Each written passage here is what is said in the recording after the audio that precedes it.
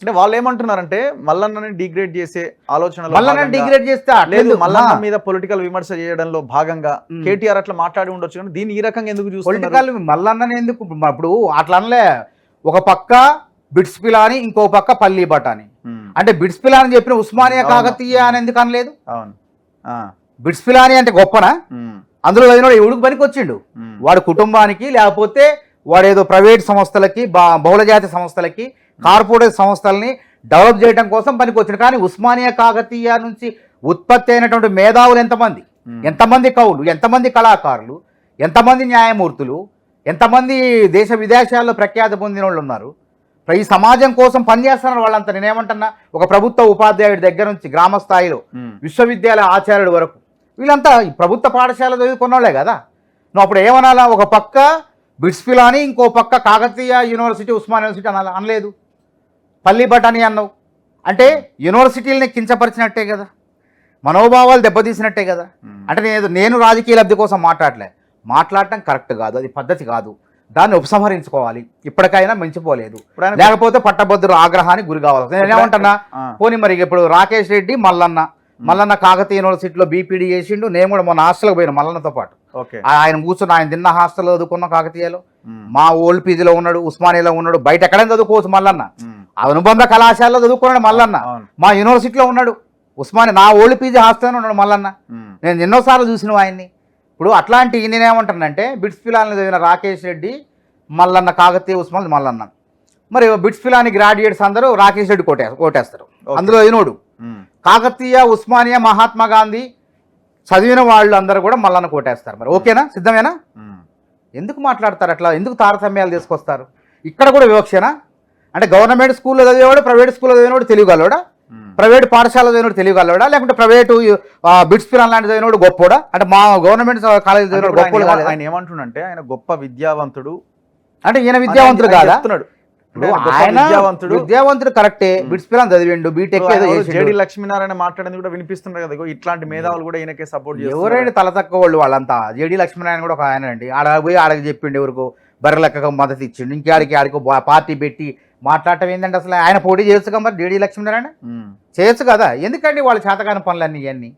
అంటే జనాన్ని జడగొట్టడం వీళ్ళంతా కూడా. ఈ మేధావులు పనికిరారు, అక్కడికి రారు దేనికి. ఈ మేధావులు అని చెప్పుకుంటారు తప్ప దాని కూరకు బువ్వకు పేదవాడి కడుపు నింపలేరు. పేదవాడి గురించి మాట్లాడేవాడు సాటి పేదవాడు ప్రయోజకుడు అయితేనే, ఒక చట్టసభల్లో పోతేనే మాట్లాడగలుగుతాడు. చిన్నప్పటి నుంచి గవర్నమెంట్ స్కూల్లో చదువుకున్నాడు, ఇక ప్రైవేట్ దాని గురించి ఆలోచిస్తుంది, ఎట్లా ప్రైవేట్ సామ్రాజ్యాన్ని విస్తరించాలా. పల్లా రాజేశ్వరరెడ్డి అనుచరుడుగా ఉన్నాడు ఆయన. పల్లా రాజేశ్వరరెడ్డి యూనివర్సిటీని ఎట్లా కాపాడుకోవాలా, అనురాగ్ యూనివర్సిటీని ఎట్లా అభివృద్ధి చేయాలా, కాంగ్రెస్ ప్రభుత్వంలో కూడా అనురాగ్ యూనివర్సిటీని ఎట్లా అభివృద్ధి చేయాలని చూస్తాడు తప్ప పేదవాడి గురించి ఆలోచిస్తాడా ఎవడన్నా? పేదవాడు పాఠశాలను ఏ విధంగా అభివృద్ధి చేయాలా, పేదవాడు కళాశాలను ఏ విధంగా అభివృద్ధి చేయాలా, గవర్నమెంట్ కళాశాలను ఏ విధంగా పరిపుష్టి చేయాలా, సుస్థిరం చేయాలా, అభివృద్ధి చేయాలని ఎందుకు ఆలోచిస్తాడు ఆయన? బిట్స్ పిలాని ఆలోచనలు ఉంటాయని ఆకాశంలో ఉంటాయి. ఆకాశంలో ఉండే ఆలోచనలు ఇక్కడ నిరుద్యోగ పట్టభద్రుడు కానీ ఉద్యోగ పట్టభద్రుడు కానీ పనికిరావు. మట్టిలో మాణిక్యమైనటువంటి మల్లన్న లాంటి వాళ్ళ ఆలోచనలు, మాలాంటి వాళ్ళు మేమంతా ఉన్న మల్లన్నతో మేము కొట్లాడివ్వండి. ఎవడు కొట్లాడి? జేడీ లక్ష్మణ్ కొట్లాడిండా? చక్కగా అన్ని సంవత్సరాలు ఉద్యోగాలు చేసిండు. ఆర్ఎస్ ప్రవీణ్ కుమార్ కొట్లాడిండా? పక్కగా జీతం తీసుకొని పెన్షన్ తీసుకుంటాడు, రిటైర్ అయిన డబ్బులు లక్షలాది డబ్బులు వచ్చిన ఆయనకి ఏంది? ఈ రాజకీయం పట్టుకున్నాడు. వీళ్ళంతా అదే పట్టుకున్నారు. పెన్షన్ లేక మా లెక్క పోరాటాలు చేయమనండి. ప్రవీణ్ కుమార్ గారు కూడా మల్లన్నను ఓడించాలని ఆయన కూడా గట్టిగా బలంగా. ఆయనకు ఓటే లేదు, ఆయన ఏం ఓడిస్తారండి? నాకు ఓటు ఉంది, నాకు పలానా బూత్లో ఉంది ఖమ్మంలో, నా యూనివర్సిటీ, నా మిత్రులు అంతా మేము చెప్పుకోగలుగుతాం. ఆయన చెప్తే ఫస్ట్ ఆడ గెలవమండి, నాగర్ కర్నూలు గెలవమండి. ఇప్పుడు బీఎస్పీ పార్టీ పెట్టి అంతకన్నా ఓట్లు తక్కువ వచ్చినాయి. గతంలో ఎవరు సామాన్యులు మాయావతి ఆధ్వర్యంలో మామూలు వ్యక్తులు బీఎస్పీ అధినేతలుగా ఉన్నప్పుడు ఎక్కువ ఓట్లు వచ్చినాయి. ఈసారి ఈయన వచ్చిన తర్వాత అది కూడా మొత్తం ఉన్న ఓట్లే పడిపోయినాయి. ఆయన కూడా మాట్లాడితే ఎట్లా చెప్పండి?